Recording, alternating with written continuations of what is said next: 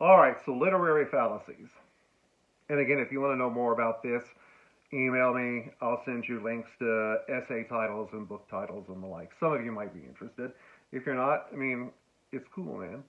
Um, One of the fallacies is the affective fallacy, AFFECTIVE, as an emotional impact or effect. And the fallacy could be stated like this: it is a mistake, or we are mistaken when we confuse the emotional effect or impact of a work of art with the meaning or the significance or the value of that work of art. It has an emotional impact, but that's not what it means, or that's not why it's significant or valued. So consider this: how many kinds of art and pop culture are designed to have an emotional impact? Comedies, horror films, romantic comedies, and there's actually at least a fourth one that we don't often talk about in academic life until you get to grad school, and then you whisper about it, and we call it erotica. But we'll skip that here. Pretend you didn't hear it. Right? I don't know really how much movies cost anymore, and none of us really know how much they're going to cost when we go back to seeing them in theaters. Okay, wait. Mulan came out not long ago, right? And Disney said, hey, we're going to release it on Disney Plus, plus you can go see it in theaters. And people went, hey, I can see it at home. You know how much they charge for people to see it at home on Disney Plus? An extra $30. Black Widow is finally going to be released through Disney Plus, and it's going to be in theaters. You know how much they're going to charge us, you, anyone, to see it on Disney Plus? $30. Now, they say they're doing that because it's you pay one fee and you can watch it for like a month or something, and you can have people over and watch it. You can have a party, and your family can watch it. Right? They can't. There's no way they can charge you for each person who sees it, so we're going to just charge you this larger fee. And they know that they're going to be nerdy guys sitting in their basement who are going to say, "Hey, do you not want to pay $30 today? I'm going to see Miss Johansson fly around in her jumpsuit." So I'm not going to, but if you pay $30 for Black Widow or Mulan, and you don't find it thrilling and exciting as an action adventure movie should be, you're going to be pretty honked off. If you pay to see a comedy in the theater and it doesn't make you laugh, you're going to be pretty angry. My first movie, seeing by myself after we started the process of getting divorced. It's fine, it was a long time ago, it's cool.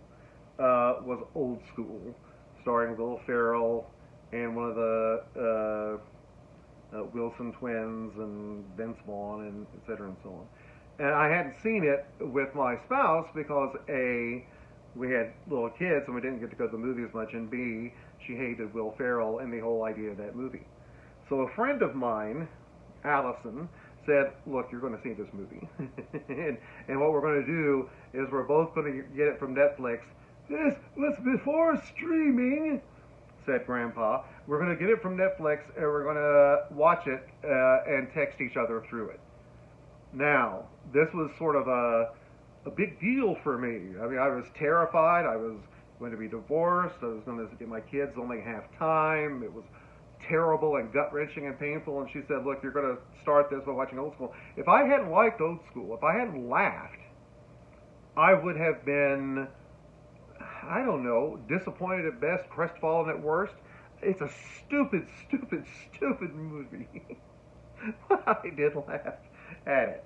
A friend of mine went with me to see Paranormal Activity 3, which I normally wouldn't see because I don't really like being scared. I appreciate it as an art form. I don't really want to feel it. And some teenagers, some youths from the local high school were sitting behind us, and they'd come in. There were like 6 of them, but there were only 3 seats behind us, so 3 sat behind us. and the other 3 went up, stadium seating way up to the top. So, movie's over, and my friend and I stand up, and she looks behind us, and the dudes behind us are sitting there, and we overhear them say, it's kind of cool, man, but it wasn't that scary. I wasn't scared at all. Well, their friends are coming down the stairs behind them. I don't know how the guy did this without breaking his neck. Because they're coming down the stairs behind him. One of the friends heard this guy say, wasn't that scary? He jumped down the stairs, landed with his hands on the guy's back, and went, "Wah!" And I have never heard a human being squeal like that. It was delightful. He was terrified. And everybody laughed at him. All of us around him laughed at him. And, okay, dude, I get it. It was kind of scary. If it had, you know, his friend was a jerk, like a cat. But, you know, at that point they were all kind of happy because, you know, they paid to see a scary movie. It was a good scary movie. I don't watch When Harry Met Sally anymore because I've seen it 100 billion times, and it gets harder for me to watch and sadder to watch. But at the very end, or at the end of Silver... All right, hold on, I got a better example. Silver Linings Playbook. At the very end, I'm going to spoil it for you!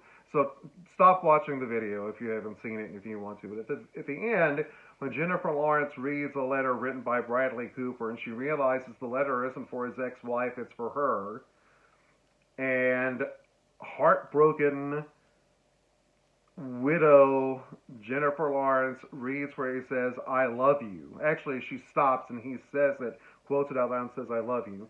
She looks up at him and she says, if I start crying during this, I'm going to be really mad. She says, you love me. And he said, yes, or something. And all she says is, okay. And she thinks about it for a second, she says, okay, and then they embrace and they kiss. She doesn't say, I love you, back. At the end of When Harry Met Sally, Billy Crystal tells her, Meg Ryan, that he loves her. Meg Ryan doesn't say, I love you, back. She's mad at him, and she just says she hates him over and over, and then she starts crying, and then he realizes that she really doesn't mean that she hates him, and he tells a little joke, and they laugh, and then they kiss and they get married and whatever. If those moments don't pluck at your heartstrings, if like me, look, if you watch Silver Linings Playbook and like me when she says okay, and you realize, oh my God, she believes him and she accepts it and she's learned how to love again and blah blah blah, and you're a gibbering idiot with tears flowing everywhere, then you leave later and you go, it's a good movie. But if you watch it and you think, screw this, love is a lie, marriage is false, you know, then the movie doesn't work for you. Affective fallacy says you can't confuse your emotional reaction with the meaning or significance of a movie, because emotional reactions vary wildly. Now, there has to be some commonality to it, right? Or you wouldn't have movies that are comedies, for instance. Because if you can't make a bunch of people laugh at the same thing, then that thing isn't going to be successful as part of a filmed comedy. But it's not universal. What makes you laugh may not make someone else laugh. What makes you cry may not make someone else cry. What scares you may not scare other people. Affective fallacy.